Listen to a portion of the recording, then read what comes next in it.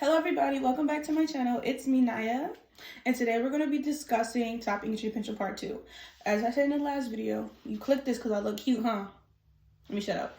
But yeah, in today's video is tapping into part 2. Last video I realized I was talking more about physical appearance, but for true growth and for true elevation within oneself, you need to start inside, and that is spiritual and mental and emotional. We are going to focus on these 3 topics. I'm going to bring up the main concerns when it comes to delay and with coming into tapping your potential. So I have a bunch of things: insecurity, comparison, trust and loving oneself, and healing.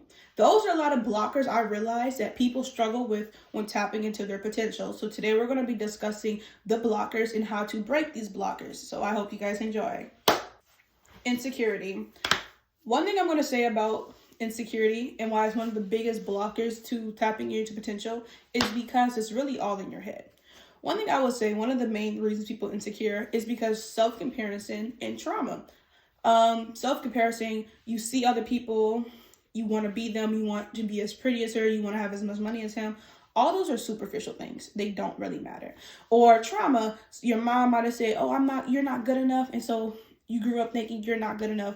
Kill all that. One thing I would say that helped me stop being insecure was to stop comparing myself and stop allowing other people's words to hit me so deeply.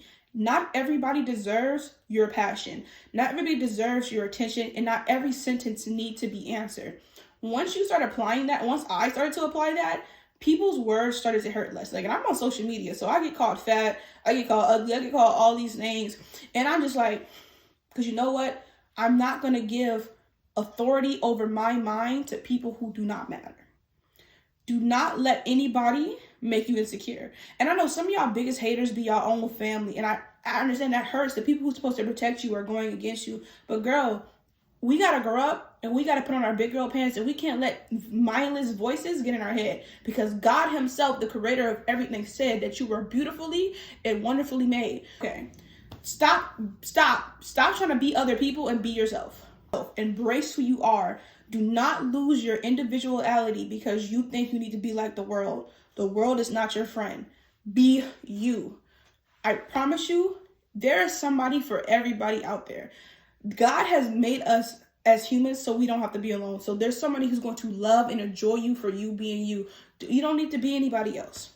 There's somebody who's going to find you beautiful. There's somebody who's going to find you the funniest person alive. There's somebody who's going to think you're the smartest person they met. Don't ever get insecure about who you are, because there's somebody out there who's going to love you, flaws or not. Identify your insecurities. That's super easy. Me personally, I had to take a day off, and I just realized I'm insecure about my weight. I'm insecure about my face.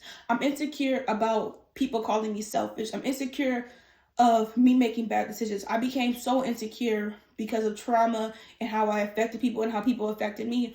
And I said, how can I break away from these insecurities? Like, I literally made a journal and I wrote down all the things I was insecure of. And I was like, how can I be better? How can I become a better me? I acknowledged my insecurities, and then I acknowledged my triggers too. I used to be very insecure about my face and my looks and my body. And so when I was younger, I think when I was 16 or 15, I had a TikTok account and I blocked all the pretty girls I saw. Not because I hate pretty girls, not because I was jealous, it's because I couldn't control my self-comparison. And so I didn't unblock all these pretty girls until I built up enough sense of self, and I built up myself to a point where I didn't feel the need to compare myself to other women. And then I unblocked all these girls. And some of these girls are my neutrals, and they're so beautiful. Shout out to you guys.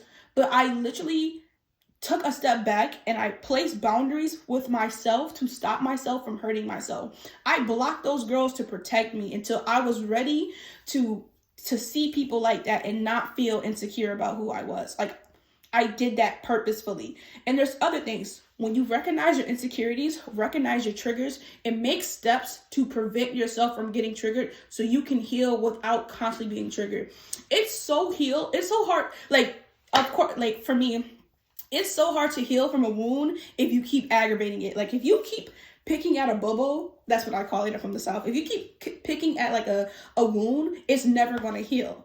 So what you need to do is figure out what triggers that wound, you messing with it, and stop doing that. Once I figured out my trigger and I cut it off, it helped me heal so much more faster.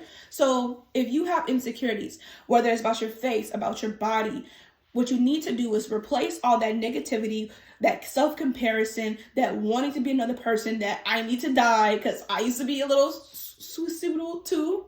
You need to replace that with self-love. I literally used to, every time I used to have a bad memory, I'd be like, I want to kill myself. Like I would literally say that, like, I want to kill myself, because I was struggling so hard. Instead, I said one day, I told myself, I'm not going to say I'm going to kill myself anymore.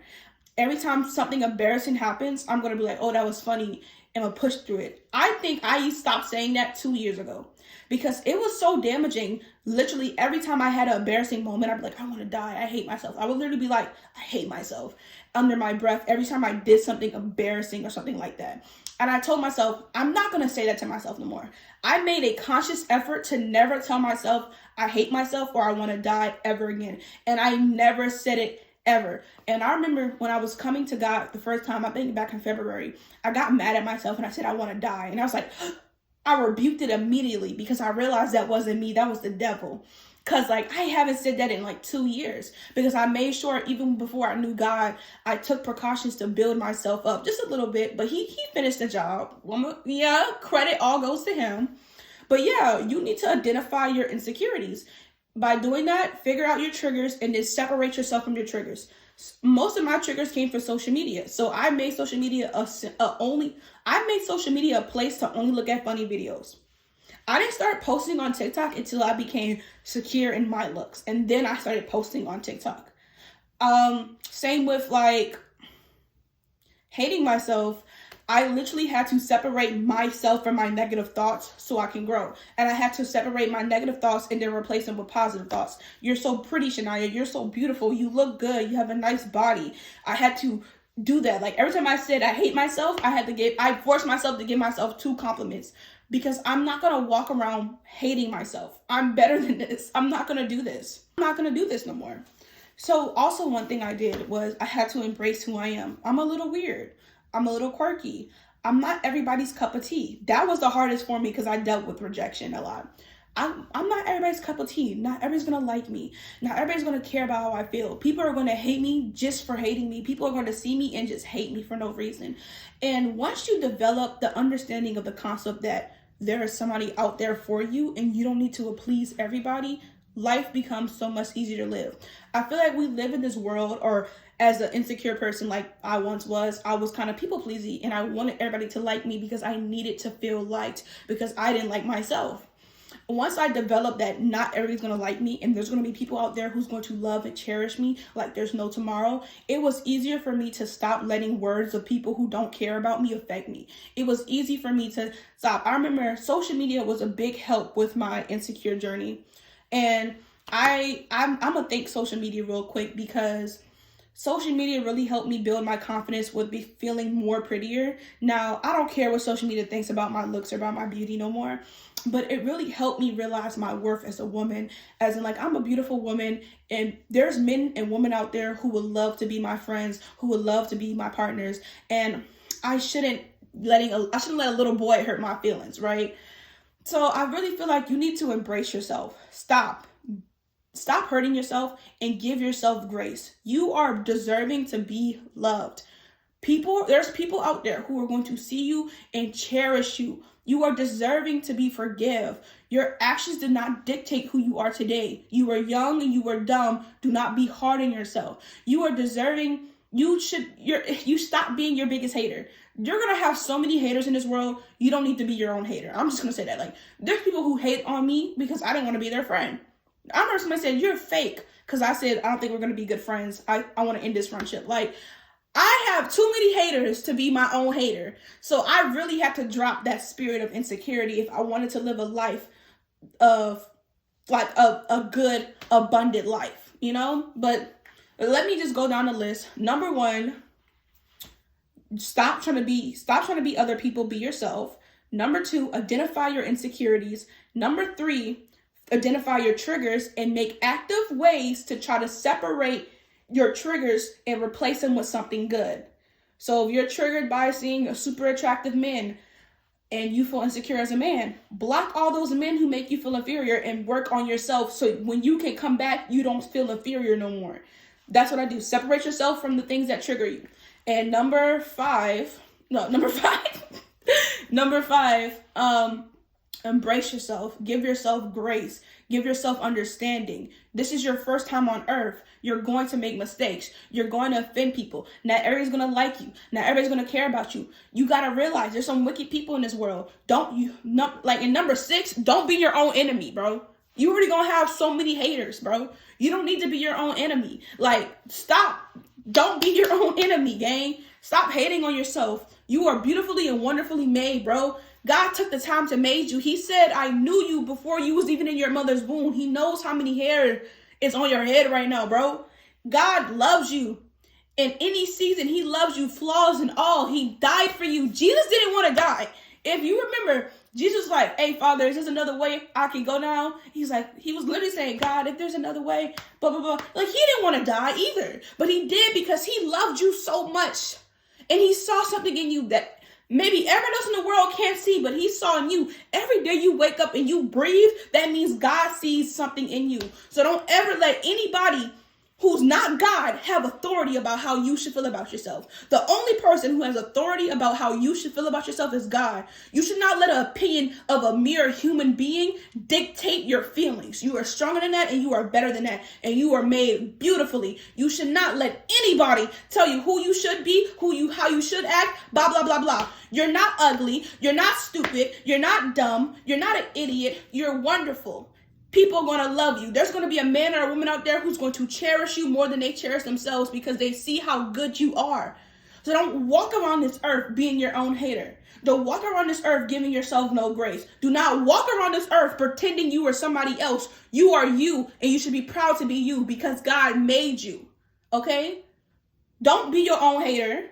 Would you hate on a 2-year-old? Would you hate on anybody? No. So why would you be your own hater? Stop hating. And especially stop hating on yourself. I'm done. Comparison. So comparison is the biggest joy, like thief joy. You need to like yourself. Like, I'm just going to say this. Number 1 that I learned from like comparison when it comes to tapping into your potential is how are you supposed to be a better you when you're worried about trying to be somebody else? You're so worried about trying to be her or trying to be him, trying to be as pretty as her, trying to have as much money as him, trying to do all these things. How are you supposed to be a better you when you're worried about being somebody else? We were put on this earth to be different. We were put on this earth to be unique and have our own individuality. You are trying to suppress yourself of being who you were meant to be because you are so caught up in being somebody else. That's kind of sad. Like, I get comments all the time like, oh, I wish I was like you, or sigh, I want to be like you. And I never respond to them because the only person you should want to be like is yourself. My biggest competitor isn't another famous TikTok girl. My biggest competitor is myself. There's this, this is these verses in the Bible. I think I'm gonna have them listed down here. Where God says he knew you before you was even in your mother's womb. And I think in Revelations, I don't know, he says, be away from me for I don't know you. The only person I want to be is the version of me that knows God. And that's the person who I'm actively in competition with right now. That person I'm comparing myself to. And not in a harsh way, but in a admiration way. Like, I look at myself in the future and I'm like, I can't wait to be you. I can't wait to be that version of Shania that God knows. I can't wait to be that business version of Shania that God knows. I can't wait to be that entrepreneur, that YouTuber, that smart, intelligent, beautiful woman. I can't wait to be her. And I'm doing everything in my power so I can be her in the most fastest way possible. That's the only person I'm comparing myself to. The version of me that knows God. The version of me who's that business owner. The version of me who is making that money. The version of me who's a great mother. The version of me who's a great daughter. That's the only person I'm comparing myself to. That's the only person you should be comparing yourself to, too. The better version of you. You get so, and I used to say this in my last video. I said, in my last tapping into potential video towards the end, I said, people get so caught up in trying to be somebody else. They get so caught up in looking at other people's food. They don't even appreciate the food in front of them. You are so caught up looking at other people's fences, other people's cars, other people's money, other people's beauty, that you can't even appreciate your own beauty, your own money. You can't even appreciate how far you come. You can't even appreciate all your goals and your achievements because you're too busy looking at other people's achievements. If I looked and compared my life to every single person I met, I'll be the most miserable person on earth. Miserable. I wouldn't be able to be anybody else but sad. Because me, when I was insecure and I was struggling with comparison, I went to ish talking, gossiping to help me cope with the fact that I didn't like myself and I didn't like the way my life was turning out. I talked bad about people. I used my mouth and tongue to say things I had no business saying because I was so insecure and I hated myself so much. The only way I can cope was by looking at other people's flaws and putting them down so I can feel better. I don't ever want to be that type of girl again. I think I even have enough friends to be that type of girl. Like, I never want to be that type of girl again. But that's what happens when you are led by comparison. You start fighting yourself and you start becoming a version of yourself that you have no business becoming. You guys are so much greater than what you are now. And you are made to do so much greater things than what you are doing right now. So you shouldn't be caught up in this idea that you need to be doing this. God has a timing. And when you follow his timing, I promise you, you will succeed. You keep trying to follow the timing of the world. Oh, I'm 26. I should be getting married right now. No. God already knows what's going on in your life. He got you. You are so you're so caught up in the world's time, you're so caught up in the world's ways that you can't see that God already got you. Stop being blinded by comparison. Open up your eyes, love. Well, actually, keep them closed. Walk by faith and not by sight. Stop being caught up in these superficial things of the world. You are so caught up with other people's doing that you can't focus on the blessings that God gave you. If every time God blessed me, I was like, but God, you gave her money. But God, you gave her a business. But God would not want to bless. I wouldn't want to bless me. Like, I'm never, like, y'all be so caught up in other people's business. Worry about yourself. Like, I'm sorry. No shade, but worry about yourself. The spirit of comparison will take every piece of joy out of your life. I forgot the book, but it was about a man with money and he wasn't satisfied. It was in the Bible. And how if you're greedy or you're constantly looking for more, you would never be satisfied. Like, God does not give people like that satisfaction purposefully. To me, like, when you are constantly comparing yourself, you lack contentment in your life. Are you not content with what God has blessed you with? Yes, we all want more, but you need to be content. Oh God, I need money. Oh God, I need this. But God, I see you did this. But God, I want to be this. Babe, God already gave you a blessing. He already gave you a purpose. He already has something planned for you. Why are you worrying about other people's things? Be content. Learn how to be contentful in what you have. Like, I used to want to be skinnier, but I became content in my body. I want to make it healthy, but I don't want to be like 120. I don't mind. Like, I became content in my beauty. Like, I don't need to be light skinned. I don't need to be this. I don't need to have this to feel beautiful no more. I have became content because God has made my face. And if God finds me beautiful, I'm the most beautiful woman in the world. I have became content in the word of God and not content in the word of the world, because the world is only here to make you hate yourself. I promise you, it's not here to be your friend. Like, I have grown content in, like, with my business. My business is going to take off. I'm going to be happy. But right now, these are humble beginnings. And long as I stay loyal to my business and the humble beginnings, my business will bless me when I start to blow up. Right now is about being content to what you have. Stop comparing yourself. Walking with God, I'm really not as insecure anymore either. Like, my insecurities, like, I was like, the levels just went down when I started following God. But yes, you have to look at yourself and be content with who you are. Stop comparing yourself and judging yourself and putting yourself on this, just putting yourself on the what's the thing? Stop comparing yourself and putting yourself, oh my goodness, who texted me?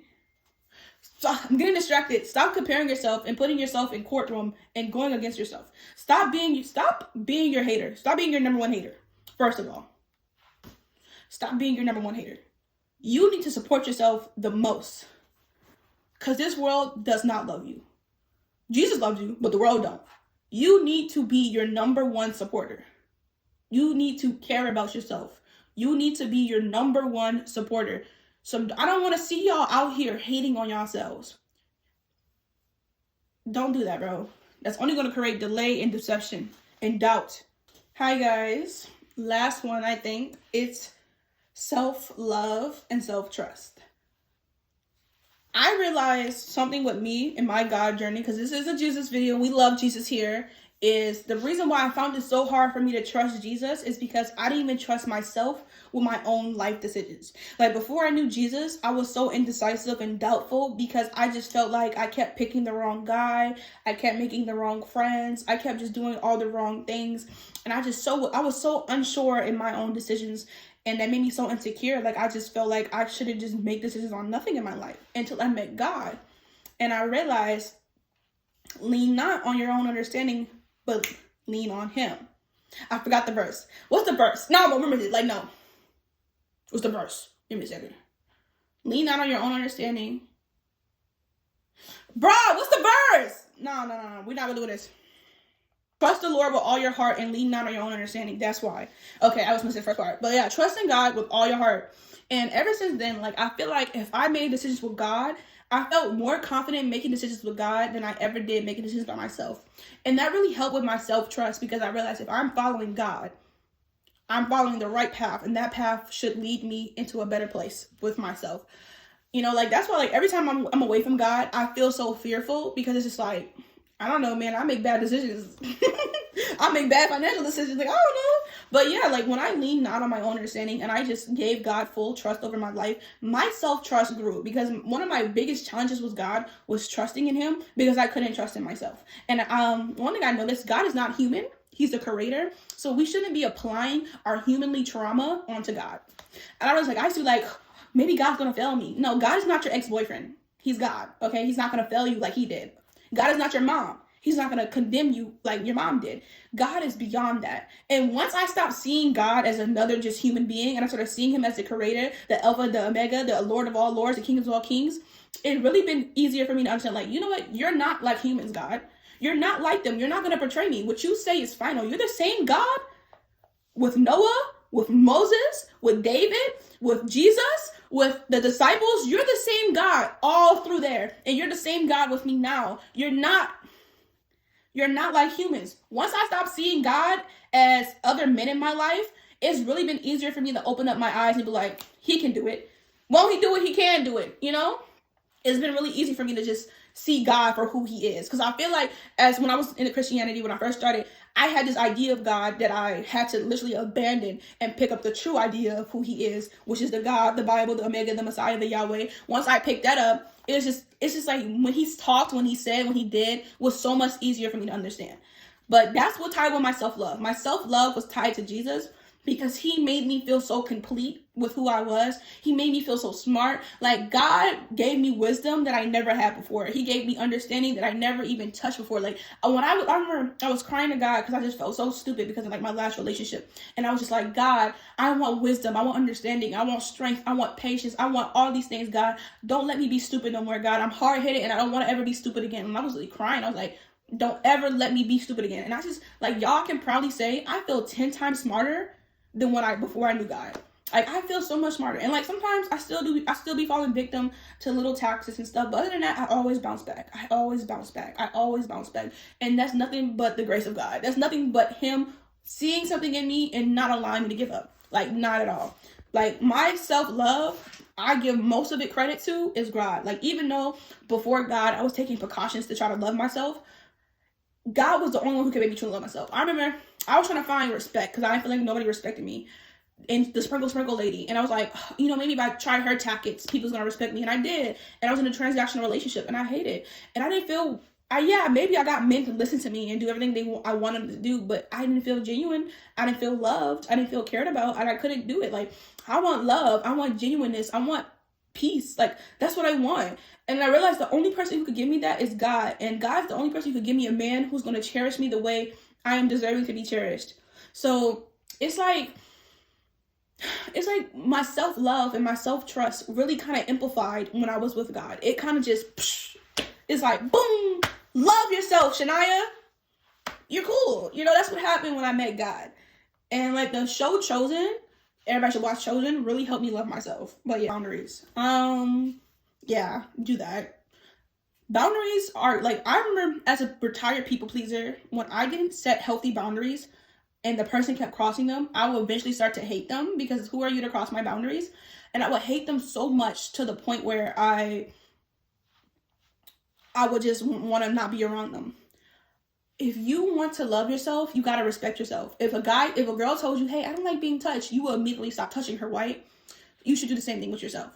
Respect yourself enough to let people go who aren't respecting you. That is self-love.